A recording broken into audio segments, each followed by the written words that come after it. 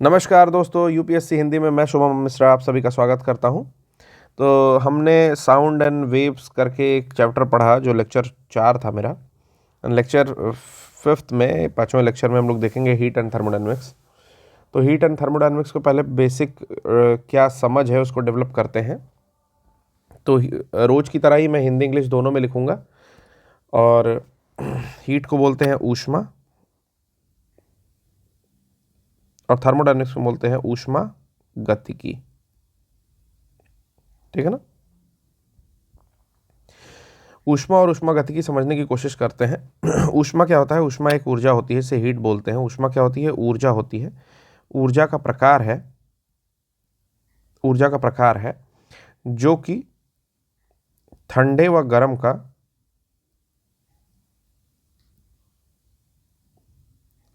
अनुभव देता है। ठीक है ना। यानी कि कोई चीज़ ठंडी है या गर्म है, ये चीज़ कैसे पता चलती है? ऊष्मा के प्रवाह के द्वारा पता चलती है। ठीक, समझते हैं। इसका जो मात्रक होता है वो जूल होता है, एसआई मात्रक। ठीक ना। सिस्टम इंटरनेशनल जो मैंने बताया था आपको, ठीक, उसमें एसआई मात्रक जो इसका होता है जूल होता है। तो समझिए होता क्या है कि ऊष्मा सदैव हायर टेम्परेचर, ठीक है ना, ऊपर के तीर दिखा रहा हूँ, higher temperature to lower temperature T2, अगर ये T1 है तो ठीक। अगर इसकी ऊष्मा ज़्यादा है और इसकी ऊष्मा कम है और इन दोनों को कांटेक्ट में लाया जाता है तो ऊष्मा हमेशा ऊपर से नीचे की ओर, यानी कि अधिक ऊष्मा से नीचे निम्न ऊष्मा की ओर प्रवाह करती है। ये प्रवाह तब तक होता है जब तक दोनों का तापमान या टेम्परेचर जो है इक्वल नहीं हो जाता है। ठीक है ना। तो मैंने आपको क्या बताया कि ऊष्मा क्या होती है? ऊष्मा एक प्रकार की ऊर्जा है जिसका स्थानांतरण होता है, मतलब दो सिस्टम के बीच में या उससे अधिक सिस्टम के बीच में, या एक किसी सिस्टम और उसके सराउंडिंग के बीच में। सिस्टम क्या होता है? सिस्टम वो होता है, जैसे मान लीजिए ये एक सिस्टम है। सिस्टम मतलब क्या हुआ कि जिस पर सारा कुछ कंसंट्रेशन हम लोग का है, जिसके बारे में हम लोग सीख रहे हैं, समझ रहे हैं, या जिसके ऊपर कंसंट्रेट करके बातें हो रही हैं, ये सिस्टम हो गया। इसके बाहर का कुछ भी सराउंडिंग हो गया। ठीक। और इन दोनों के बीच में जो पतली सी डोरी जैसा मान रहे हैं, ये बाउंड्री हो गई। ये सॉलिड भी हो सकती है और आपका मूवेबल भी हो सकती है, मतलब फर्म भी हो सकती है और मूवेबल भी हो सकती है। ठीक है ना। तो ये आपका ऊर्जा या हीट के बारे में मैंने थोड़ा सा आपको बताया। ठीक। गर्म और ठंडे का अनुभव करते हैं तो हमें बेसिकली ऊर्जा का अनुभव होता है। जो अधिक ऊर्जा होती है वो आपका गर्म का अनुभव कराती है, जो कम ऊर्जा होती है वो ठंडे का अनुभव कराती है, यानी कि ये सब कुछ ऊर्जा है। टेम्परेचर क्या होता है कि कोई चीज़ गर्म का अनुभव करा रही है तो उसके लिए एक ये समझ विकसित की गई कि एक निश्चित तापमान, ठीक है ना, कि जिस पर वो ठंडा या गर्म का अनुभव हो रहा है उसको कैसे नापा जाए। ठीक ना। कोई तो नियत ताप होगा, तो वही तापमान है कि ठंडे या गर्म का अनुभव हो रहा है। तो अगर उसको कोई मान लीजिए न्यूमेरिकल वैल्यू देनी हो, यानी कि आंकिक मान देना हो, तो कितने डिग्री पे आपका गर्म महसूस होगा, कितने डिग्री पे ठंडा महसूस होगा, इसी तरीके से टेम्परेचर का मापन किया जाता है। जैसे मान लीजिए कि आप मानते हैं 60 डिग्री सेंटीग्रेड या फ़ारेनहाइट, कोई भी यूनिट में अभी हम लोग आगे पढ़ेंगे, तो ये आपका गर्म का अनुभव दे रही है। वही 21 डिग्री दे रही है तो ये नॉर्मल रेंज के आसपास दे रही है। वही 5 डिग्री दे रही है तो ठंडे का अनुभव कर रही है। तो इसको कैसे नापा जाए, इसी को जो है तापमान के तहत कोशिश की जाती है कि कोई चीज़ गर्म है या ठंडी है, उसको एक आंकिक मान दे करके और उसके साथ में कोई यूनिट लगा करके आपको बताया जाए कि ये गर्म है, ठंडी है, कितना तापमान है उसका। ठीक। फिर जैसे मतलब कहने का मतलब ये है कि टेम्परेचर की ज़रूरत इसलिए पड़ी, मान लीजिए आप दो चीज़ें छूते हैं, एक उबलता हुआ पानी छूते हैं, ठीक है ना, और एक हल्का गुनगुना पानी छूते हैं। आप कहते हैं कि दोनों गर्म है, ठीक है ना, आप कहते हैं दोनों गर्म है, लेकिन कौन ज़्यादा गर्म है, कौन कम गर्म है, इसको अगर आंकिक वैल्यू में प्रदर्शित किया जाए तो तापमान के माध्यम से किया जाता है। अगला है कि तापमान को कैसे नापा जाता है। तो पहला है सेंटीग्रेड, यानी कि सेंटीग्रेड। फिर आता है फ़ारेनहाइट, ठीक। फिर आता है केल्विन, और भी एक आता है रूमर आता है, वो स्केल जानने की कोई ज़रूरत नहीं है अभी इस लेवल पर। सेंटीग्रेड क्या होता है कि जैसे मान लीजिए कि शरीर का तापमान हम लोग एक नियत मान करके चलते हैं कि 37 डिग्री के आसपास में शरीर का तापमान है, ठीक है ना। वही फ़ारेनहाइट में नापोगे तो आपका आएगा 98.6 के आसपास फ़ारेनहाइट में आएगा। ठीक। केल्विन में नापोगे तो क्या आ जाएगा? 37, ठीक, प्लस 273 इसमें ऐड कर देते हैं, ठीक, तो 310 के आसपास कहीं आपका केल्विन में तापमान आ जाएगा। नॉर्मल शरीर का, मतलब जो शरीर का तापमान होता है वो इसी के आसपास में आपका वेरी करता है। अब इसमें चेंज कैसे करें, जैसे मान लीजिए सेंटीग्रेड से तो केल्विन में चेंज करके आपको बता दिया कि 273 किसी भी सेंटीग्रेड की वैल्यू में जोड़ दोगे तो आपका केल्विन तापमान निकल जाएगा। लेकिन फ़ारेनहाइट कैसे निकालेंगे, तो इसके लिए एक सूत्र दिया गया, जो सूत्र मैं यहाँ पर लिख रहा हूँ, मैंने कई बार इसको बताया भी है। C/5 = F - 32/9। ये जो फॉर्मूला है, ठीक है ना, ये फॉर्मूला आपका सेंटीग्रेड से फ़ारेनहाइट में चेंज करने के लिए उपयुक्त है। यानी कि कोई भी वैल्यू दी गई है तो उसको अगर आप सेंटीग्रेड से फ़ारेनहाइट में चेंज करोगे तो आपकी ये वैल्यू हो जाती है कि इस पर मान रख दीजिए और आपका कोई एक मान कोई दूसरे वैल्यू में स्केल में बदल जाएगा। फिर आता है एब्सोल्यूट ज़ीरो। एब्सोल्यूट ज़ीरो को हिंदी में बोलेंगे परम शून्य ताप, एब्सोल्यूट ज़ीरो टेम्परेचर या परम शून्य ताप। ये परम शून्य ताप क्या होता है, मतलब जितना मिनिमम टेम्परेचर आप गेन कर सकते हो, जहां पर जो आपका लिक्विड होगा, ठीक है ना, वो एक ऐसी स्टेट में पहुंच जाएगा कि ना आप बता पाओगे कि सब मतलब वो लिक्विड में है, ना वो गैसियस फेज में है, और ना फिर वो एक सॉलिड फेज में है। तो ऐसा तापमान जहां पर आपका तीनों अवस्थाएं एक साथ एग्जिस्ट करती हैं वो ट्रिपल पॉइंट कहलाता है, ठीक है ना, त्रिक बिंदु। और उसी के आसपास में आपका ये परम ताप या एब्सोल्यूट ज़ीरो होता है। तो इसकी वैल्यू होती है 273.16 केल्विन, केल्विन में वैल्यू ये होती है, ठीक है ना, और 0.16 डिग्री सेंटीग्रेड के आसपास ये आपका जो होता है परम शून्य ताप कहा जाता है। किसी किसी किताब में आपको कई बार आपको मिल जाएगा कि वो जो परम ताप है वो आपका 0 डिग्री सेंटीग्रेड के आसपास है, ठीक है ना, लेकिन ये परम ताप नहीं है आपका। ये जो है 273.16 जो होता है ये एक्चुअल परम ताप होता है। आते हैं थर्मामीटर। थर्मामीटर क्या होता है, थर्मामीटर वह युक्ति है जो हम लोग घर में भी यूज़ करते हैं। कई टाइप के थर्मामीटर आजकल आ रहे हैं। पहले इस समय जो थर्मामीटर्स आते हैं वो कुछ इस टाइप के होते हैं। पहले जो थर्मामीटर आते थे वो पारे वाले, वो कुछ इस टाइप के होते थे, ठीक है ना। तो अलग अलग थर्मामीटर्स की अलग अलग टाइप है, जिसमें कि ये आपका प्रयोग क्यों किए जाते हैं, प्रयोग इसलिए किए जाते हैं कि तापमान कितना है उसको नापने के लिए थर्मामीटर का प्रयोग किया जाता है, ठीक ना। तापमान तो एक आंकिक वैल्यू देता है, लेकिन वो आंकिक वैल्यू किसी की मदद से मेजर की जाती है, नापी जाती है। तो जिसकी मदद से नापी जाती है उसी को हम लोग थर्मामीटर कहते हैं। वह युक्ति जो तापमान का आंकिक वैल्यू देने में समर्थ होता है उसे थर्मामीटर कहते हैं। थर्मामीटर में कई टाइप के थर्मामीटर आते हैं, जैसे द्रव तापमापी आता है, जिसमें मैंने आपको बताया कि पारा का यूज़ करते हैं जनरली। किसका यूज़ करते हैं, पारा का यूज़ करते हैं, Hg का यूज़ करते हैं। क्यों Hg का यूज़ करते हैं, क्योंकि पहला तो इसकी डेंसिटी अधिक होती है, डेंसिटी अधिक होती है, यानी कि घनत्व तो इसका अधिक होता है। और दूसरा ये है कि पहला तो ये होता है कि इसका घनत्व तो अधिक है, दूसरा कि इसका जो एक्सपेंशन है, यानी कि रेखीय एक्सपेंशन, गर्म होने पर जो ये प्रसार होता है, जो फैलता है, वो अपेक्षाकृत ज़्यादा यथार्थ रूप से फैलता है या ज़्यादा फैलता है। जैसे मतलब 1 डिग्री का टेम्परेचर अगर अप एंड डाउन हुआ तो ये अपना प्रसार जो है प्रॉपर दिखाता है।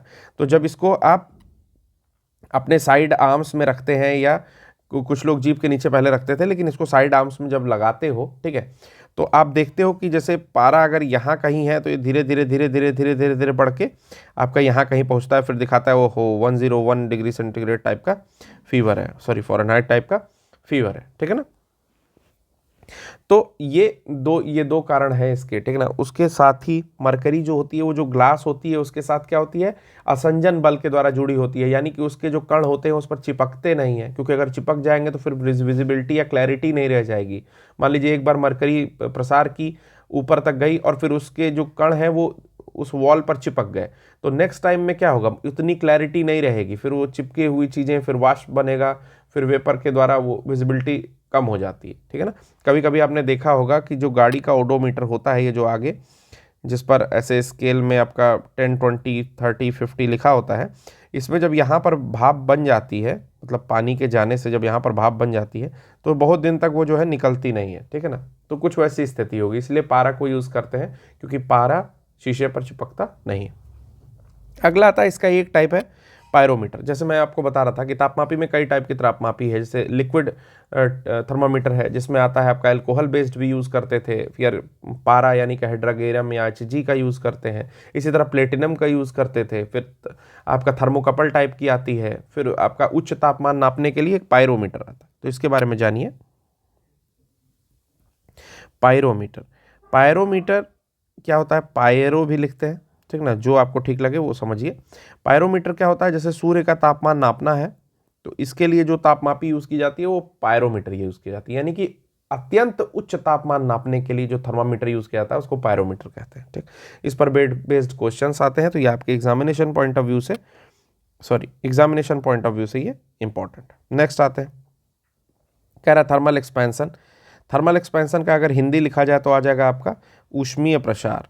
ऊष्मीय प्रसार, अब ऊष्मीय प्रसार क्या होता है, मतलब जब किसी चीज़ को ऊष्मा दी जाएगी तो उसमें प्रसार होगा, सिंपल सी बात है, ठीक है ना, यानी कि किसी चीज़ को गर्म करोगे तो वो फैलेगा। लाइक अभी आपका गुड़ वाला एक त्यौहार हम लोग के इधर पूर्वांचल में जो मनाया जाता है, बहुत प्रसिद्ध त्यौहार है, जिसमें हम लोग गुड़ को माताएं क्या करती हैं, माताएं बहनें हम लोग की, मतलब पुरुष भी करते हैं, ऐसा नहीं है, ठीक है ना, जेंडर बायस नहीं हो रहा हूँ मैं, माताएं बहनें या पुरुष जो भी समुदाय है गुड़ को पहले फोड़ता है, फिर उसको कढ़ाई में डाल करके गर्म करता है, ठीक है, और फिर उसमें उसको क्या करता है, तिल के साथ मिक्स करके हम लोग या तो फिर जो मकर संक्रांति है उस पर खाते हैं खिचड़ी के समय, या उसके बाद जो भी पूजन होता है, एक गणेश चतुर्थी है ऐसा करके कुछ, तो उसमें जो है हम लोग ये गुड़ को गर्म करते हैं। तो आप देखते हैं कि जब गुड़ को गर्म किया जाता है तो लिक्विड फेज में आता है, यानी कि उसमें प्रसार होता है। ओके, तो यही है कि जब ऊष्मा किसी चीज़ को दी जाती है तो उसमें प्रसार होता है। अब चाहे जो भी चीज़ हो उसमें प्रसार निश्चित रूप से होगा, ठीक है,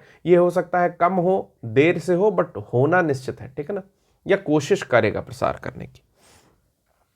तो वही मैं बता रहा हूं कि आपको तीन तरह की चीज़ें लीजिए, ठोस में प्रसार जो सबसे महत्वपूर्ण है, फिर उसके अलावा द्रव में प्रसार और गैस में प्रसार भी होता है जो बहुत महत्वपूर्ण नहीं होता है, ठीक, एग्जामिनेशन पॉइंट ऑफ व्यू से।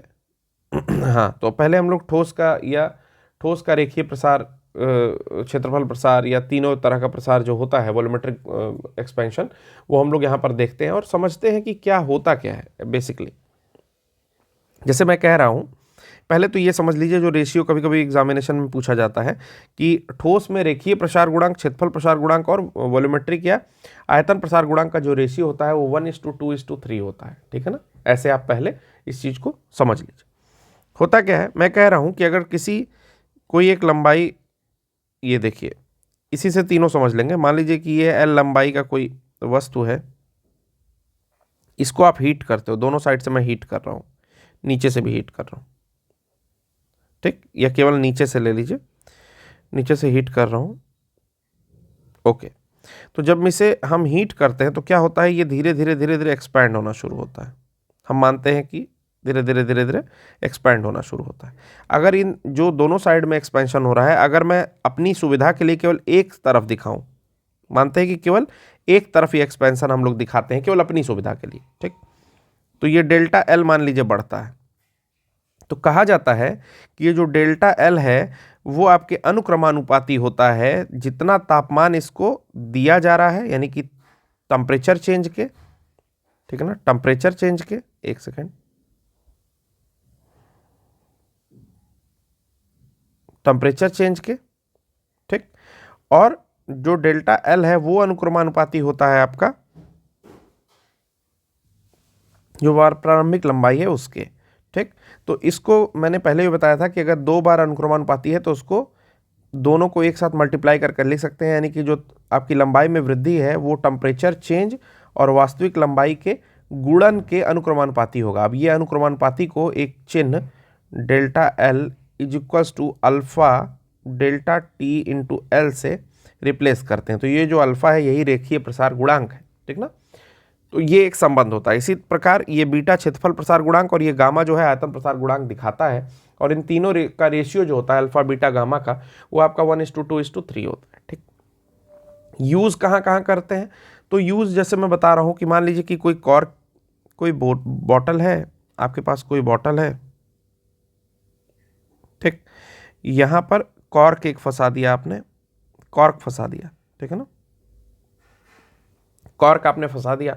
अब प्रॉब्लम ये है कि ये निकलेगा कैसे, क्योंकि अगर आप इसको पुश करोगे तो वो नीचे गिर जाएगा, तो ज़्यादा परेशानी होगी। आप करोगे क्या कि गर्म पानी ले करके और इसको जो है उसमें डाल दोगे, तो आपका ये जो शीशा है, मतलब शीशे की बोतल है, शीशा जो है वो उसमें क्या होगा, उसमें एक्सपेंशन होगा, उसमें प्रसार होगा और आप कॉर्क को आसानी से निकाल सकते हो, मतलब हल्का सा धक्का दे करके निकाल सकते हो। धक्का देने का मतलब कि हल्का सा हिलाओगे और कॉर्क बाहर आ जाएगा। दूसरा कह रहा है कि जो रेल की पटरियां होती हैं,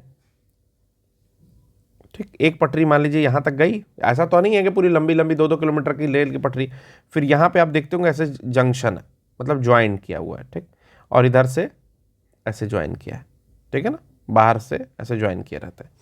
तो कहने का मतलब है इसके बीच में ये जो हल्का फुल्का आपको गैप दिख रहा है, ये क्यों होता है? ये तो नहीं रखना चाहिए, लेकिन इसको इसलिए रखते हैं कि मान लीजिए कि गर्मी के दिनों में अगर एक्सपेंशन होता है, और बिल्कुल होता है, तो वो पटरियां क्या होती हैं, फैलती हैं। तो जब फैलती हैं और वहीं पर दूसरी पटरी शुरू कर दी जाएगी तो पटरी डिस्टॉर्ट हो जाएगी, यानी कि मुड़ तोड़ जाएगी, विसंगति हो जाएगी उसमें। और जब मुड़ तोड़ जाएगी तो आपकी जो पहिया उसमें फंस करके चलती है ट्रेन की, पता चलेगा कि वो पहिया डीरेल की स्थिति आ जाएगी। डीरेल मतलब ट्रेन के पलटने जैसी स्थिति आ जाएगी, ठीक है ना। इसीलिए उसके बीच में क्या करते हैं कि स्पेस रखते हैं कि अगर गर्मियों में किसी तरह का प्रसार भी होता है तो भी पटरियां इतनी फैलें कि अपनी वास्तविक स्थिति में रहें, ठीक है ना, इसीलिए उसके बीच में गैप छोड़ा जाता है। इसके अलावा आपका क्या है कि जैसे टेलीफोन के तार या जो बिजली के तार होते हैं, उनको कभी आप देखेंगे तो बिल्कुल इस तरह से टाइट करके नहीं लगाते हैं। मान लीजिए ऐसे भी लगा सकते हैं बिल्कुल टाइट करके, ठीक ना, बट आप देखोगे कि तार जो होते हैं थोड़े थोड़े ऐसे ऐसे होते हैं, झूले होते हैं, ठीक है ना, ऐसे होते हैं। कोई भी बड़े टावर के तार देख लो, जो बड़े बड़े टावर्स होते हैं लगे होते हैं, ठीक, उनके भी तार ऐसे ऐसे झूले रहते हैं, ऐसे ऐसे नहीं रहते हैं, ठीक। क्यों नहीं रहते हैं? इसीलिए नहीं रहते हैं क्योंकि गर्मियों के दिन में जब एक्सपेंशन होगा, ठीक है ना, सॉरी सर्दियों के दिन में, उल्टा, सर्दियों के दिन में जब एक्सपेंशन हो, सॉरी कंट्रैक्शन होगा, यानी कि संकुचन होगा, तारों में कसाव आएगा, तो तार जो है इस स्थिति में आएंगे। लेकिन अगर तार पहले से ही इस स्थिति में रहेंगे तो तारों के टूटने की स्थिति या खंभे के उस तारों के बल गिर के झुकने की स्थिति बनती है, जो कि आपकी लॉन्ग टर्म के लिए ठीक नहीं है। उस समय तो बहुत अच्छे लगेंगे कि आपने तार टाइट किए हैं, ये वो जो भी है, ठीक है। द्रवों का जो ऊष्मीय प्रसार होता है, अब ये तो मैंने हम ठोस का देखा हमने, ठीक। मैं चीज़ें डिलीट कर रहा हूँ, आप कॉपी पेन लेकर के नोट कर लीजिएगा, ठीक। मेरे लेक्चर्स थोड़े पढ़ाई से रिलेटेड होते हैं और इंटरेस्टिंग नहीं होते हैं। मैं कोशिश करता हूँ कि कुछ इंटरेस्टिंग किया जाए, लेकिन समझ में नहीं आता इंटरेस्टिंग क्या किया जाए। मुझे लगता है कि पढ़ा रहा हूँ तो पढ़ाने से मतलब रखा जाए, ठीक है। ये बेसिकली एक तरह का जो फील आता है कि इस तरह के लेक्चर्स पेड बैच में होने चाहिए, लेकिन ठीक है, फ्री में है, लोग देख नहीं रहे हैं, कोई इशू नहीं है उससे, ठीक है। बस ये है कि जब ज़्यादा लोग शेयर और लाइक करते हैं तो थोड़ा कॉन्फिडेंस बढ़ता है, और हमेशा मैं कहता हूँ तो थोड़ा सपोर्ट आप लोग दे सकते हैं। तो चलिए लिक्विड में देखते हैं। लिक्विड में क्या होता है कि एक इसमें पानी के लिए है H2O का जो असामान्य प्रसार यहाँ पर मैं दिखा रहा हूँ। लिक्विड में क्या होता है? लिक्विड में होता है जैसे मान लीजिए पाइप है, असामान्य प्रसार से रिलेटेड है ये। लिक्विड में भी पहले समझ लीजिए, लिक्विड में भी सेम फेनोमेनन होती है। मतलब कि मान लीजिए कि कोई लिक्विड है, ठीक है ना, कोई भी चीज़ लिक्विड स्टेट में है, आप उसको गर्म करो तो वो थोड़ी सी और फैलेगी, ठीक है ना। तो लिक्विड का प्रसार इस प्रकार से देखा जाता है जैसा ही सॉलिड का देखा जाता है, ठीक है ना।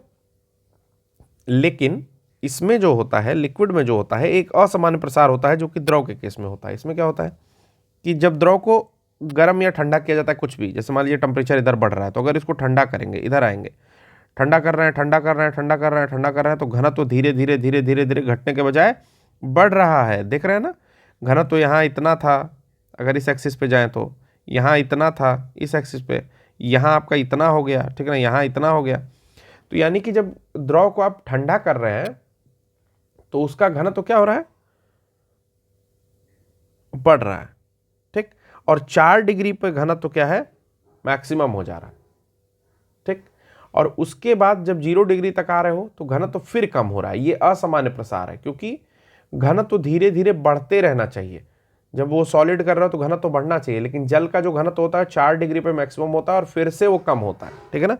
तो ये द्रव का असामान्य प्रसार है। यही कारण है कि जाड़े के दिनों में क्या होता है कि जैसे जो पाइप है उसमें पानी बह रहा है, ठीक, तो फुल फ्लो में पानी बह रहा है। जब तक टेम्परेचर 6 डिग्री सेंटीग्रेड है तब तक तो इस पाइप में आराम से पानी बह रहा है, ठीक है ना।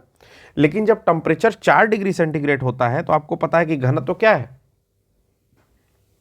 घनत्व मैक्सिमम हो रहा है। तो जब उसकी जमने की स्थिति आ रही है, ठीक ना, तो उस जमने की स्थिति में उसके आयतन पर प्रभाव पड़ता है। कैसे? हम जानते हैं घनत्व बराबर द्रव्यमान बटा आयतन। द्रव्यमान को आप थोड़ी देर के लिए कांस्टेंट मान लीजिए, ठीक है ना। अब देखिए कि घनत्व अगर बढ़ेगा और द्रव्यमान अपने आप कम होगा, क्योंकि ये दोनों क्या है, इन्वर्सली प्रोपोर्शनल है, ये ऊपर है ये नीचे है, ठीक है ना। तो घनत्व बढ़ेगा तो आयतन कम होगा, आयतन बढ़ेगा तो घनत्व कम होगा। तो सेम वही चीज मैं बता रहा हूं कि घनत्व अगर 4 डिग्री पे अधिकतम है, ठीक, तो यहां पर आयतन न्यूनतम है, यानी कि पानी आराम से फ्लो कर रहा है, आयतन में कोई परिवर्तन नहीं है। लेकिन जैसे ही घनत्व कम होना शुरू हुआ, जैसे ही ये 0 डिग्री के नजदीक बढ़ा, घनत्व कम होना शुरू हुआ और आयतन अपने आप बढ़ने लगा, यानी कि जितना पानी यहां में फ्लो कर रहा था उतना पानी 0 डिग्री पर फ्रीज हो गया इसमें, ठीक। लेकिन फ्रीज होने के साथ क्या हुआ, इस पानी का आयतन बढ़ गया। तो पानी क्या करेगा, पानी जो अपने आसपास में पाइप है उसको धक्का देगा और धक्का देने से पाइप के फटने की स्थिति आएगी। आशा करता हूं कि आपको ये चीजें समझ में आएंगी। फिर से समझिए, मान लीजिए पानी 6 डिग्री सेंटीग्रेड पर है, आराम से फ्लो कर रहा है, 4 डिग्री सेंटीग्रेड पर आया तो घनत्व इसका अधिकतम हो गया, यानी कि वॉल्यूम जो हो गया, यानी कि आयतन जो हो गया वो न्यूनतम हो गया। पानी अभी भी उसमें से भर के पूरा फ्लो कर रहा है। लेकिन जब 4 डिग्री सेंटीग्रेड से 0 डिग्री सेंटीग्रेड आएंगे तो पता चलेगा घनत्व कम हो रहा है, यानी कि आपेक्षिक आयतन उसी समय अधिक हो जाएगा। यानी कि जितना पानी पूरे पाइप में फ्लो कर रहा था, बेसिकली अब उसका आयतन और बढ़ने लगेगा जमने के बाद। इसलिए जो पाइप है वो तो उतनी ही नियत है, जितनी चौड़ी पाइप थी आपकी उतनी ही नियत थी, लेकिन जितना पानी इसमें आपका फ्रीज हुआ है अब वो उससे फैल रहा है, यानी कि और पानी उसी स्टेट में आना चाह रहा है, ठीक ना। पानी जो है उसमें एक्सपेंशन हो रहा है, तो पाइप की फटने की स्थिति आती है, ठीक है। चलिए आगे देखते हैं स्पेसिफिक हीट। स्पेसिफिक हीट मतलब होता है विशिष्ट ऊष्मा। विशिष्ट ऊष्मा जो होती है वो पदार्थ पर निर्भर करती है, ठीक ना। जैसे जल की एक विशिष्ट ऊष्मा अलग होगी, बालू की अलग होगी, एल्युमिनियम की अलग होगी, बर्फ की अलग होगी, सबकी विशिष्ट ऊष्मा अलग होती है। ये पदार्थ की प्रकृति पर निर्भर करती है। पहले समझिए, पदार्थ की प्रकृति पर निर्भर करती है, ठीक। उसके अलावा जो है, इसका मैंने बता ही दिया कि इसका जो यूनिट होगा, बताया नहीं हो अभी, बताने जा रहा हूं। इसकी जो यूनिट होगी वो होगी जूल प्रति किलोग्राम डिग्री सेंटीग्रेड, ठीक है ना। अब जो विशिष्ट ऊष्मा होती है वो होती क्या है? विशिष्ट ऊष्मा यानी कि ऊष्मा में जो चेंज होता है वो होता है मास के अनुक्रमानुपाती, ठीक ना। ऊष्मा में होने वाला जो भी चेंज है वो जो भी द्रव्यमान है उसके अनुक्रमानुपाती होता है। मान लीजिए ये 1 किलोग्राम का कोई वस्तु है, अब इसको ऊष्मा दी जा रही है, ठीक ना। तो इसका जो तापमान बढ़ रहा है या ऊष्मा में जो चेंज हो रहा है वो इसके मास यानी कि 1 किलोग्राम के अनुक्रमानुपाती है। अगर ये 5 किलोग्राम का होगा तो उसमें ऊष्मा दूसरे तरह की आएगी, ठीक है ना, यानी कि उसके द्रव्यमान पर निर्भर कर रहा है। फिर उसके टेम्परेचर डिफरेंस पर निर्भर कर रहा है। पहले ये 5 डिग्री पे था, ठीक ना, अभी ये 60 डिग्री पे हो गया, तो ये जो 2 डिग्री का डिफरेंस है इस पर निर्भर करेगा जो भी ऊष्मा होगी, यानी कि जो स्पेसिफिक हीट वो वस्तु रख रही है, स्पेसिफिक हीट उसमें विशिष्ट ऊष्मा जो आ रही है वो इसके भी अनुक्रमानुपाती होगी। तो इन दोनों को इक्वल करने के लिए एक वैल्यू जोड़ते हैं एस, जिसको बोलते हैं विशिष्ट ऊष्मा, ठीक है ना। यानी कि वस्तु के द्रव्यमान, उसके तापांतर और विशिष्ट ऊष्मा का जो गुणन होता है वो आपके दी गई ऊष्मा के बराबर होता है, ठीक। तो सबका अलग अलग होता है। जैसे जल का 1.1 के आसपास होता है, ठीक है ना, 1 जूल पर केजी डिग्री सेंटीग्रेड। वहीं अगर डिग्री सेंटीग्रेड में ना लेके आप कैलोरी में मतलब लेते हैं, सॉरी जूल में नहीं, जूल में तो हो जाएगा जल का 1.48 नहीं सॉरी 4.18 जूल पर केजी डिग्री सेंटीग्रेड। लेकिन अगर कैलोरी में लोगे तो 1 कैलोरी पर केजी डिग्री सेंटीग्रेड, ठीक है ना, क्योंकि 1 कैलोरी में 4.18 जूल होता है, इसलिए मैंने इसकी वैल्यू रख दी है, कोई टफ काम नहीं है, ठीक है ना। तो ये चीज हो गई कि विशिष्ट ऊष्मा क्या होती है। विशिष्ट ऊष्मा वो होती है जो कि पदार्थ में 1 डिग्री, मतलब अगर इसको डेफिनेशन फॉर्म में देखें तो सबको 1 कर दो। विशिष्ट ऊष्मा क्या है? एस इज इक्वल्स टू क्या हो जाएगा, डेल्टा क्यू, इसी को मैं चेंज कर दिया इधर उधर, डेल्टा क्यू बटा M into delta S delta T. अब आप विशिष्ट ऊष्मा की डेफिनेशन इस तरह दे सकते हैं कि किसी भी वस्तु में, ठीक ना, 1 जूल ऊर्जा देने के लिए, ठीक, या तो ऐसे कह सकते हैं या तो ऐसे कह सकते हैं कि 1 डिग्री सेंटीग्रेड टेम्परेचर बढ़ाने के लिए उसके यूनिट मास में, ठीक ना, जितनी ऊष्मा देनी पड़ती है वही विशिष्ट ऊष्मा है, ठीक ना। फिर से कहिए तो एक बार डेफिनेशन में रिपीट कर दूं। मैं आपसे सिंपली ये कह रहा हूं कि विशिष्ट ऊष्मा क्या होती है कि जैसे प्रति डिग्री सेंटीग्रेड वृद्धि करने के लिए, ठीक ना, प्रति डिग्री सेंटीग्रेड वृद्धि करने के लिए किसी यूनिट मास में जितनी ऊष्मा देनी पड़ती है वही विशिष्ट ऊष्मा, ठीक है ना। चलिए देखते हैं, चेंज इन स्टेट देखते हैं। इसी प्रकार होती है गुप्त ऊष्मा। गुप्त ऊष्मा क्या होती है? चेंज इन स्टेट में आएगा गुप्त ऊष्मा, मैं इसमें बताऊंगा। चेंज इन स्टेट यानी कि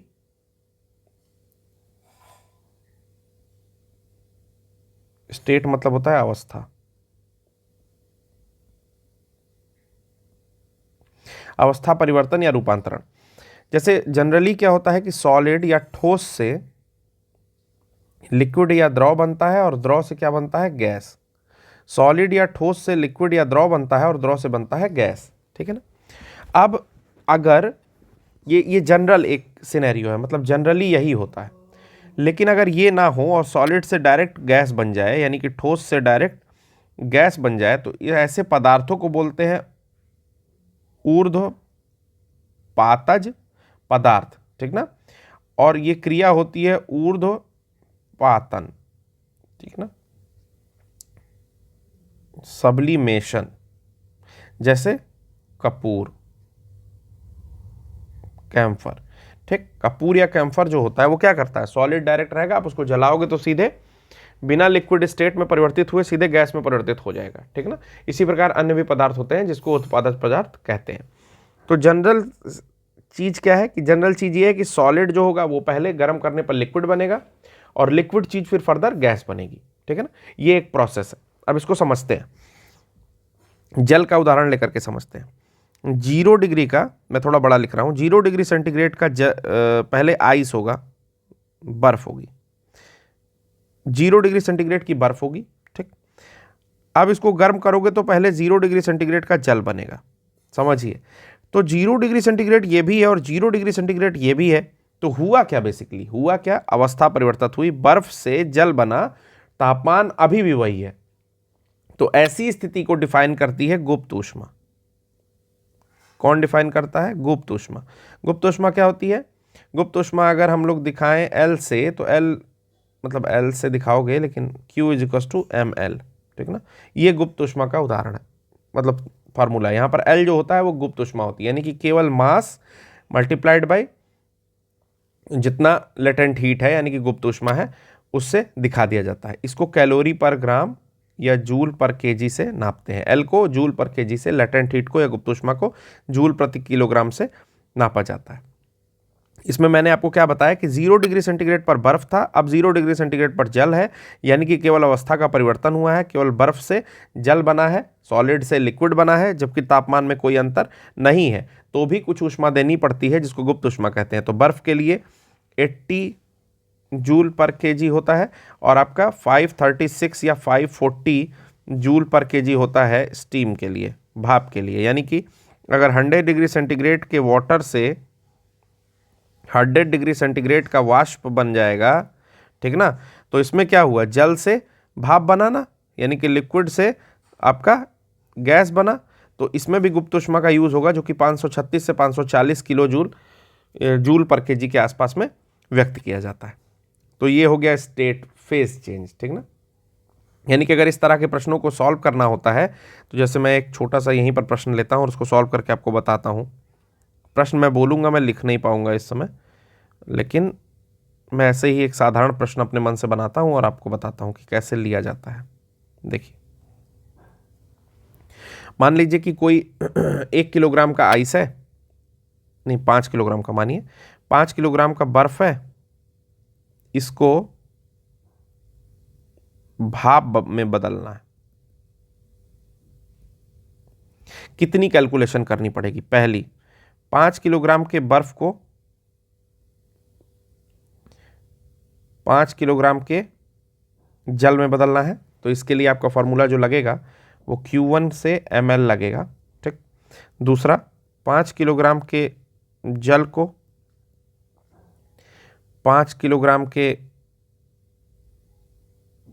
जल में ये जो 0 डिग्री सेंटीग्रेड पर है, ठीक ना, ये दोनों 0 डिग्री सेंटीग्रेड पर है, 100 डिग्री सेंटीग्रेड तक ले जाना है। इसके लिए फार्मूला लगेगा MS डेल्टा टी, ठीक ना। डेल्टा टी क्या होगा, ये 0 डिग्री का जल है, ये 100 डिग्री का जल है, तो ये हो जाएगा 100, डेल्टा टी मतलब 100 माइनस 0। तीसरा फार्मूला लगेगा 5 किलोग्राम का जल जो कि 100 डिग्री सेंटीग्रेड पर है, इसको 5 किलोग्राम की स्टीम यानी कि भाप में जो कि 100 डिग्री सेंटीग्रेड में होगी उसमें बदलना होगा। इसका फार्मूला होगा Q=ml, यहाँ पर L होगा 540 या 536 जो भी गिवन होता है जूल पर केजी में, और ये होता है बर्फ़ के लिए 80 जूल पर केजी में, ठीक है। तो कुल मिलाकर के ये फॉर्मूला लगेगा इस तरह के प्रश्नों को सॉल्व करने के लिए। चलिए अगला आता है हीट ट्रांसमिशन। हीट ट्रांसमिशन क्या होता है, ताप का संचरण, ठीक।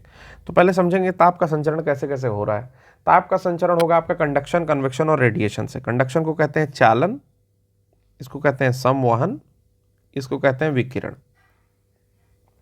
प्रैक्टिकल लाइफ में समझिए होता क्या है, कंडक्शन जो होता है या चालन जो होता है ये ठोस वस्तुओं के मध्य मोस्टली मतलब 99 मत मानिए, लेकिन परसेंटेज में नहीं कुछ बोलूँगा, लेकिन 95+ केसेस में मोस्टली जो है आपका चालन जो है आपके ठोस में हो रहा है। ठोस में क्या होता है कि लैटिस वाइब्रेशन होता है, यानी कि सारे पदार्थों में इलेक्ट्रॉन होते हैं, ठीक है ना। जब तापमान दिया जाता है तो ये इलेक्ट्रॉन अपनी जगह पर वाइब्रेट करते हैं, ठीक है, और ऊष्मा का संचार एक स्थान से दूसरे स्थान पर वाइब्रेशन के माध्यम से करते हैं, यानी कि अपने स्थान पर कंपन कर रहे हैं, जितनी ऊर्जा है वो दूसरे को टकरा करके दे रहे हैं, और धीरे धीरे ठोस के एक सिरे से दूसरा सिरा तक गर्म हो जाता है। मान लीजिए कोई रॉड है, आप किसी लोहार के वहाँ लेकर के गए, आपने उस लोहार को दिया, तो लोहार उस अपनी भट्टी में उस रॉड को डाल देगा, और भट्टी में डालने के बाद उसको लाल तप्त करेगा रेड हॉट होने तक, उसको मतलब पीटता, मतलब वो चलाता रहेगा, जो भी फैन होता है, मतलब गर्मी देता रहेगा कोयले से। आप कुछ समय बाद जब वो निकालेगा तो आप देखते हैं कि उस रॉड को वो हाथ से नहीं पकड़ता है। उसने एंट्री जब अपनी भट्टी में डाला तब तो उसने अपने हाथ से पकड़ के डाल दिया, बट वो जब निकालेगा तो उसको अपने हाथ से नहीं पकड़ेगा। क्यों नहीं पकड़ेगा, क्योंकि जो लाल तप्त सिरा है, मान लीजिए ये लाल तप्त सिरा है, ठीक है, धीरे धीरे लैटिस वाइब्रेशन से ये जो एंड वाला पोर्शन है ये भी आपका बहुत सुपर हॉट हो जाएगा। रेड तो नहीं होगा लेकिन सुपर हॉट हो जाएगा बहुत ज़्यादा, जिससे आपका हाथ पूरी तरह से जल सकता है, ठीक। तो कहने का मतलब है ये किस प्रोसेस से गर्म हुआ, ये कंडक्शन से गर्म हुआ, ठीक है ना। अब जैसे कंडक्शन का कुछ डेली लाइफ एग्जांपल देखिए कि जैसे चेयर ऑफ वुड है, मान लीजिए काठ की कुर्सी है और आयरन की कुर्सी है, यानी कि किसी भी स्टील की कुर्सी है, जो भी चेयर है आपके पास, तो दोनों चेयर में आपको लगता है कि जब स्टील की कुर्सी पर बैठता हूं तो ज़्यादा ठंडक लगता है ठंडी के दिन में, जबकि जो आपकी काठ की कुर्सी है उस पर बैठता हूं तो मुझे ठंडक नहीं लगता। तो शायद यही रीज़न है कि जो स्टील है उसमें जो आपके फ्री इलेक्ट्रॉन्स या जो free electrons plus lattice vibration जो होता है वो मेटालिक होने के नाते, यानी कि मेटल मतलब क्या होता है, मेटल मतलब धातु होने के नाते उसमें ज़्यादा होते हैं इस तरह के फ्री इलेक्ट्रॉन्स और लैटिस वाइब्रेशन करने के लिए, ठीक है। तो जो ऊर्जा का संचार एक स्थान से दूसरे स्थान पर है, ठीक ना, ठंडे या गर्म जो भी है, जिस तरह की भी ऊर्जा है उसमें, तो उसको ये आसानी से पहुंचाते हैं, ठीक, यानी कि वायुमंडल से बार बार वो ठंडक जो है ले रहे हैं। जबकि जो लकड़ी है उसमें उस तरह की स्थिति नहीं है, जो भी आपके फ्री इलेक्ट्रॉन्स है ही नहीं, क्योंकि धातु है ही नहीं, वो तो अधातु एक लकड़ी है, टिम्बर है। तो इस तरह की कोई स्थिति नहीं है कि वायुमंडल से वो एनर्जी लेकर के और ठंडे हुए पड़े हैं, वो एक अपना जनरल टेम्परेचर मेंटेन करके रह रहे हैं, ठीक है। हाँ, बहुत कोल्ड में रखेंगे थोड़ी ठंडक रहेगी, लेकिन आप बैठोगे तो फिर वो नॉर्मल टेम्परेचर आपको एक देंगे।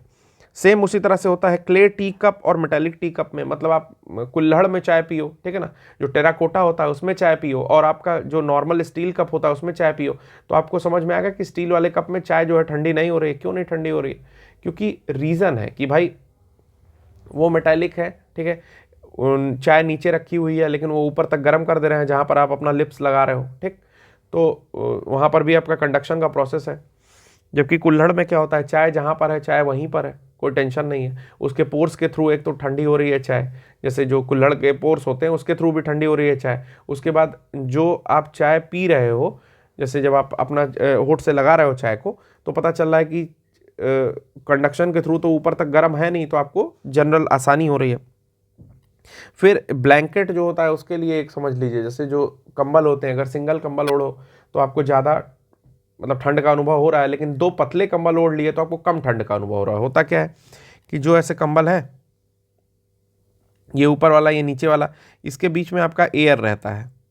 एयर मतलब वायु रहती है, रहेगी ही, जहाँ स्पेस है वहाँ वायु रहेगी, तो यहाँ पर वायु रहती है यानी कि एयर रहती है। तो ये इंसुलेटर का काम करती है। इंसुलेटर क्या होता है?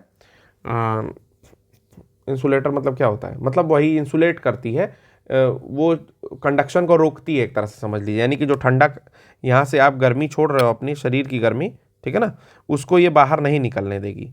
ठीक, ये एयर जो है बाहर नहीं निकलने देगी। और चालक के तरह से, या कुचालक, कुचालक बोल सकते हैं, कुचालक के तरह से काम करती है। ठीक, फिर आता है संघनन। संघनन क्या होता है? जो भी लिक्विड्स है और कुछ गैसियस मोड, उनके जो वो होते हैं, मॉलिक्यूल्स होते हैं, जैसे मान लीजिए कि ये लिक्विड है, तो ये पूरे लिक्विड जो है वो लिक्विड मॉलिक्यूल्स से बना है। ठीक, तो जब इनको गर्म किया जाता है तो ये लिक्विड मॉलिक्यूल्स मूव भी करते हैं और एक दूसरे से टकराते हैं। ठीक है, तो इस तरह से ये जो है लैटिस के मूवमेंट से जो है ये एक दूसरे में एनर्जी जो है ट्रांसफर करते हैं। जब आप गर्म करोगे तो नीचे के अणु जो गर्म हो जाते हैं वो पलट करके ऊपर हो जाते हैं, क्योंकि हल्की गैसें या हल्के द्रव ऊपर की ओर जाना चाहते हैं और ठंडे नीचे की ओर आना चाहते हैं, तो नीचे वाले ऊपर आ जाते हैं। तो एक मिक्सिंग की फिनोमेना होती है। ठीक है, जैसे इस प्रकार क्या होता है, ठंडा आपका कार का रेडिएटर जो है वो इसी प्रकार ठंडा होता है, कन्वेक्शन के थ्रू ठंडा होता है। ठीक ना, उसमें ये कोई लिक्विड कूलेंट डाले होते हैं, या जिस तरह से ठंडा करना चाह रहे हैं, एयर मीडियम से रेडिएटर ठंडा हो रहा है। फिर एटमॉस्फेरिक हीट जो है, जैसे जो भी हमारे वायुमंडल है उसमें जो तापमान का इधर उधर स्थानांतरण है, तो वायुमंडल गर्म हो रहा है, ठंडा हो रहा है, ये भी आपका एक तरह से कन्वेक्शन का ही उदाहरण है। दो टाइप की कन्वेक्शन होती है, एक फोर्स्ड कन्वेक्शन होती है, एक फ्री कन्वेक्शन होती है। फ्री कन्वेक्शन मतलब जैसे मान लीजिए आप गाड़ी चला रहे हैं, तो गाड़ी में जहाँ पर इंजन है उसके बाहर एक अजीब टाइप का स्ट्रक्चर निकला होता है, ऐसे सबने देखा होगा। ठीक ना, इसको बोलते हैं फिन। ठीक, फिन क्या करती हैं? जैसे आप गाड़ी चलाओगे तो हवा जो है उसमें लग रही है, ठीक, हवा लग रही है, तो इस तरह का स्ट्रक्चर जो है हीट को डिसिपेट करता है, मतलब ऊष्मा को निकालने का काम करता है। ठीक है, और फोर्स्ड कन्वेक्शन क्या होता है? जैसे आपको बहुत गर्मी हो रही है, गर्मी फील हो रही है, तो आप घर में बैठे हुए हो, तो हालांकि आपका नेचुरल कन्वेक्शन चल रहा है, ठीक, फ्री कन्वेक्शन चल रहा है, यानी कि जो प्राकृतिक रूप से संवहन हो रहा है आपके शरीर में, जो भी हवा इधर उधर से आ रही है वो हो रहा है, लेकिन वो आपको कंफर्ट नहीं दे रहा है। तो आप क्या करते हो? एक झन्नाटेदार फैन लगा लेते हो, फर्राटा लगा लेते हो, फोर्स्ड कन्वेक्शन करते हो, जो भी आपके शरीर से ऊष्मा निकल रही है वो तेजी से निकलने लगती है, आपको थोड़ा सा ज्यादा राहत फील होता है। तीसरा होता है विकिरण। विकिरण क्या है? जैसे सूर्य से जो ऊर्जा हमारे तक आ रही है वो विकिरण के माध्यम से हो रही है। ठीक ना, विकिरण जो होता है उसके लिए कोई बहुत मीडियम की जरूरत नहीं होती है, मीडियम मतलब माध्यम की जरूरत नहीं है। सूर्य से प्रकाश निकला, बीच में पूरा निर्वात है, उसके बावजूद हमारे तक पहुंच गया, तो विकिरण के लिए कोई माध्यम की जरूरत नहीं होती है। ठीक तो ये तीन टाइप का आपका ताप का संचरण होता है। इससे रिलेटेड कभी कभी क्वेश्चन पूछता है। फिर आता है किरचॉफ लॉ। किरचॉफ एक व्यक्ति थे, किरचॉफ लॉ। किरचॉफ एक व्यक्ति थे, उन्होंने कहा था कि जो आपका एब्जॉर्प्टिविटी होती है वो इमिसिविटी के प्रोपोर्शनल होती है। हमेशा जो आपका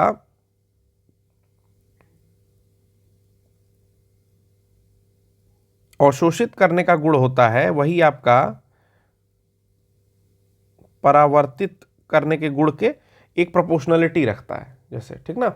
तो इन्होंने कहा कि अगर कोई गुड एब्जॉर्बर है, बहुत अच्छा सोख रहा है, गुड एब्जॉर्बर है, अगर कोई ऐसी चीज जो कि गुड एब्जॉर्बर है तो वो गुड एमिटर भी होगा, यानी कि वो उतना ही बढ़िया परावर्तक भी होगा इनके हिसाब से। और अगर कोई बैड एब्जॉर्बर है तो वो बैड इमिटर भी होगा। अब इस पर बेस्ड एक क्वेश्चन जो कि पीसीएस 2021 में आई थिंक आया था, ठीक है ना, क्वेश्चन आया था कि बर्फ क्या करता है। तो बर्फ भाई जो उसके ऊपर रेज पड़ती है उनको रिफ्लेक्ट कर देता है। तो बहुत लोगों ने क्वेश्चन गलत किया, बहुत लोगों ने सही किया। चलिए, तो ये किरचॉफ के लॉ पे बेस्ड है। जैसे मान लीजिए वाइट क्लॉथ है, सफ़ेद कपड़े हैं, तो लोग कहते हैं कि गर्मी में या समर में सफ़ेद कपड़े पहनने चाहिए। क्यों पहनने चाहिए? कि जो उस पर सन की रेज पड़ेगी, जो भी उस पर ऊष्मा मतलब ऊर्जा पड़ रही है, सन की किरणें पड़ रही हैं, वो क्या करती हैं कि उसको रिफ्लेक्ट कर देती हैं, ठीक है ना। और रिफ्लेक्ट कर देती हैं तो आपको कंफर्ट फील होता है, उतनी ऊष्मा अंदर आती नहीं है, ठीक है ना, ट्रैप नहीं हो रही है। ट्रैप मतलब कि मतलब केंद्रित नहीं हो रही है, तो आपको क्या फील होता है? कंफर्ट फील होता है। वही अगर आप काले कपड़े पहन करके चलो आपके समर में यानी कि गर्मी में आप काला कपड़ा पहन के चल रहे हो तो आपको ज़्यादा गर्मी होगी। तो लोग कहते हैं कि गर्मी में काला कपड़ा पहन ले बेटा, गर्मी में तुम क्या काला कपड़ा पहन रहे हो, ठीक ना। तो दूसरा फंडा ये है, इसलिए कहते हैं, भले से उन्हें पता हो ना पता हो, वैसे बेसिकली पता रहता है। पहले के लोग प्रैक्टिकली ज़्यादा अनुभवी होते थे, अब के लोग थ्योरेटिकली और क्या बोलते हैं, बोल्ड हेडिंग्स बनाते हैं, ठीक ना। 5R 3R 2 समथिंग ई, ये फंडे पहले जैसे हम लोग डेली लाइफ में प्रैक्टिकली ज़्यादा जानते हैं रादर देन की बुकिश लैंग्वेज। तो किताबी भाषा है ये सब, पहले के लोग ज़्यादा होशियार थे ही, बिल्कुल थे। वहीं अगर दूसरा एग्जांपल देखा जाए तो जाड़े के दिन में अगर आप गर्म कपड़ा पहनोगे, सॉरी गरम मैं कह रहा हूँ, जाड़े के दिन में अगर आप डार्क कलर के कपड़े पहनोगे तो क्या होगा, डार्क कलर के कपड़े आपका वो जो गर्मी है, सन रेज है, उसको एब्जॉर्ब करेगी तो आपको ज़्यादा बढ़िया कंफर्ट देगी। तो किरचॉफ का यही लॉ था जिस पर बेस्ड एक क्वेश्चन पूछा था। एक शब्द आता है कृष्णिका। कृष्णिका वो होता है कि जब आपके ऊपर कोई रेज पड़े और आप उसको पूरी तरह से रिफ्लेक्ट कर दो तो कृष्णिका कहलाता है। जैसे काजल हो गया, ठीक है ना।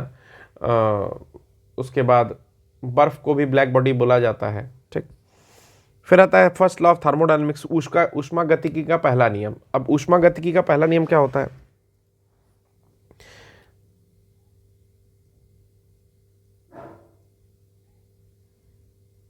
देखिए जीरोथ लॉ ऑफ थर्मोडायनेमिक्स है, फर्स्ट है, सेकंड है, थर्ड है, लेकिन मैं आपको फर्स्ट लॉ ऑफ थर्मोडायनेमिक्स क्यों पढ़ा रहा हूँ, इसलिए पढ़ा रहा हूँ क्योंकि जो जीरोथ लॉ ऑफ थर्मोडायनेमिक्स है वो बहुत बुकिश है, वो 12th के लेवल की चीज़ें हैं, उस तरह की चीज़ें अभी तक मैंने देखी नहीं, पूछी गई हो। और सेकेंड लॉ से आपका कोई ताल्लुकात नहीं है, वो मतलब हायर स्टडीज़ का पोर्शन है। तो अभी कंपटीशन के लेवल पे आपका जो पूछता है वो फर्स्ट लॉ ऑफ थर्मोडायनेमिक्स से रिलेटेड चीज़ें पूछती है, तो इसलिए मैं वो बता रहा हूँ। बाकी अगर आपको जीरोथ लॉ और सेकंड लॉ और फर्स्ट लॉ कुछ भी जानना है, मतलब उसके अलावा जो भी लॉज जानने हैं, आप कमेंट बॉक्स में लिखो, मैं छोटा सा वीडियो बना दूंगा, आप देख लेना उसको, ठीक है। फर्स्ट लॉ ऑफ थर्मोडायनेमिक्स क्या है, एनर्जी कंजर्वेशन के ऊपर दिया गया ये रूल है। इसमें जो टोटल फंडा है वो कहता है कि del Q is equals to D U plus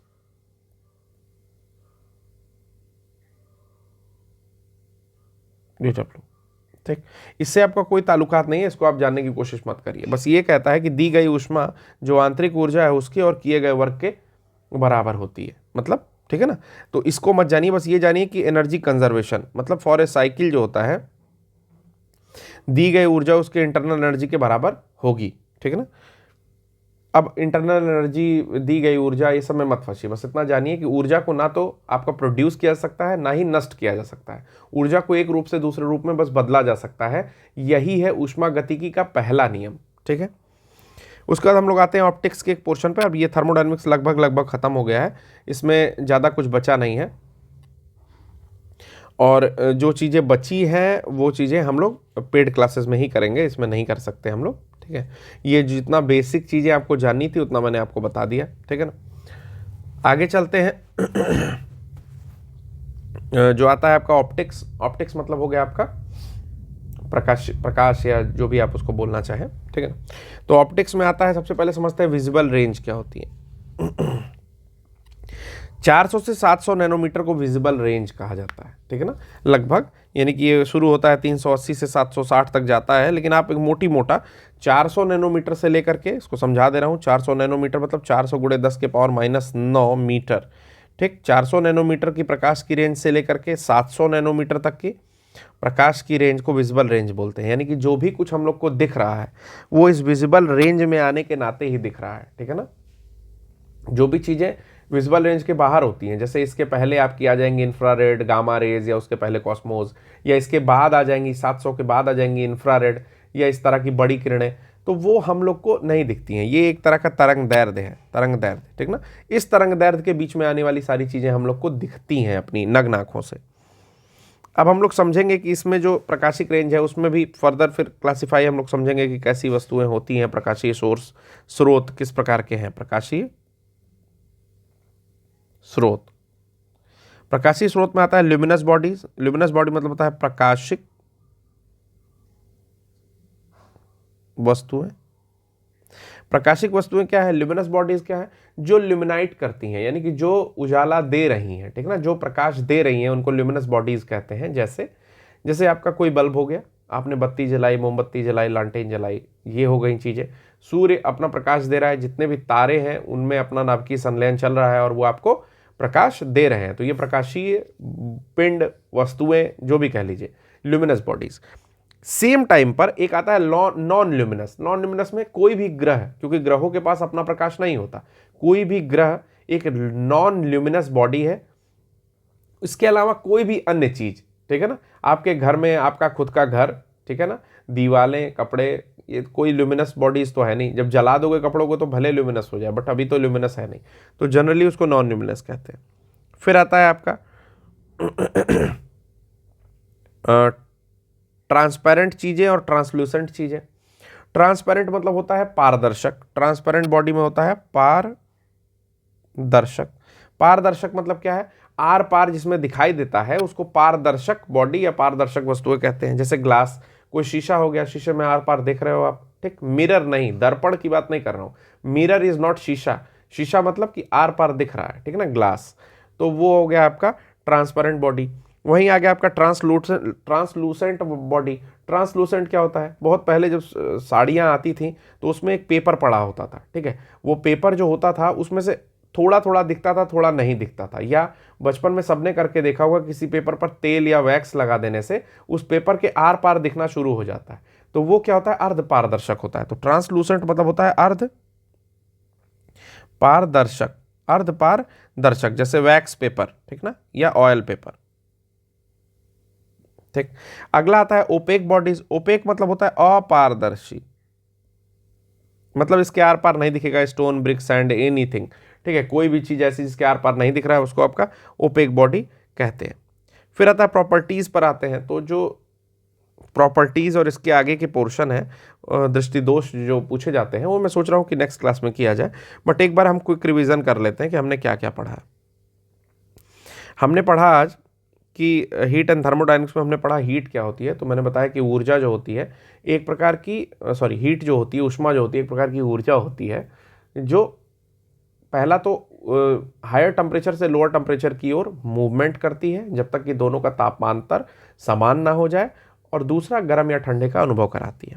temperature क्या होता है, वो आंकिक मान जो कि देने से हमें समझ में आता है कि कोई वस्तु दूसरे से कितनी गर्म या ठंडी है। सेंटीग्रेड मतलब फ़ारेनहाइट, स्केलिंग क्या होती है, तो थर्मामीटर ये है कि भैया सेंटीग्रेड, फ़ारेनहाइट या केल्विन ये है कि जिसमें हम लोग तीन तापमान, मतलब तीन पैमाना लिए, सेंटीग्रेड, केल्विन और फ़ारेनहाइट, जो हमें स्टैंडर्ड लगता है एक दूसरे में कन्वर्ट कर सकते हो, किसी भी में नाप सकते हैं। जैसे मीटर में नाप लो, सेंटीमीटर में, या सेंटीमीटर में, डेसीमीटर में, ठीक है ना, मिलीमीटर में। तो उसी तरीके से चाहे डिग्री सेंटीग्रेड में नाप लो, चाहे फ़ारेनहाइट में, चाहे केल्विन में, एक दूसरे में कन्वर्ट करने का आपके पास एक फॉर्मूला है। थर्मामीटर क्या होता है, जो ये सारा जुगाड़ नापने का काम कर रहा है उसको थर्मामीटर कहते हैं। पायरोमीटर मैंने बताया कि हायर टेम्परेचर बॉडी को नापने के लिए पायरोमीटर का यूज़ किया जाता है। फिर थर्मल एक्सपेंशन मैंने बताया कि किसी भी चीज़ में ऊष्मीय प्रसार होता है, रेल के पटरियों के बीच में क्या रखते हैं, गैप रखते हैं, क्यों, सेम वही रीज़न है जिस कारण तार को ढीला बांधते हैं पोल पर, ठीक। फिर मैंने बताया कि रेखीय प्रसार गुणांक, क्षेत्रीय प्रसार गुणांक और आयतन प्रसार गुणांक में 1:2:3 का, यानी कि 1:2:3 का या 1:2:3 का एक विशिष्ट अनुपात होता है। फिर मैंने बताया कि 4 डिग्री सेंटीग्रेड पर जल का जो आयतन होता है वो अधिकतम होता है, इसीलिए 4 डिग्री सेंटीग्रेड 4 डिग्री सेंटीग्रेड के बाद जब 0 डिग्री तक आते हैं तो आपका घनत्व घटता है और आयतन बढ़ जाता है। इसी कारण, आयतन बढ़ने के कारण ही जो पाइप्स होते हैं वो द्रव के जमने पर, या जल के जमने पर फट जाते हैं, क्योंकि ये जो मतलब एक विशिष्ट प्रसार जो इसमें दिखता है जल में, असामान्य प्रसार दिखता है, वो केवल जल में ही दिखता है, अन्य लिक्विड्स में नहीं दिखता। फिर आता है स्पेसिफिक हीट के बारे में मैंने जाना, विशिष्ट ऊष्मा के बारे में, कि अगर किसी बॉडी का टेम्परेचर 1 डिग्री सेंटीग्रेड से बढ़ाना है और अगर वो 1 किलोग्राम की है तो जितनी ऊष्मा उसको दी जाएगी वही उसकी विशिष्ट ऊष्मा कहलाती है। इसका मैंने एक आपको सूत्र वो बताया, यूनिट बताई कि जूल पर केजी डिग्री सेंटीग्रेड होता है, ठीक है। उसके बाद फिर चेंज इन स्टेट बताया, अवस्था परिवर्तन। उसके लिए एक बेस्ट एग्जांपल लिया कि भाई 0 डिग्री सेंटीग्रेड का आइस है तो 0 डिग्री सेंटीग्रेड का वाटर बनेगा, तो सबसे पहले गुप्त ऊष्मा रिलीज होगी, उसमें लेटेंट हीट रिलीज होगी। उसके बाद उसको जितने डिग्री सेंटीग्रेड का आपको कन्वर्ट करना है, जैसे मान लीजिए 0 डिग्री सेंटीग्रेड का जल है तो उसको 100 डिग्री सेंटीग्रेड का जल बनाना है, तो MST लगेगा इसमें।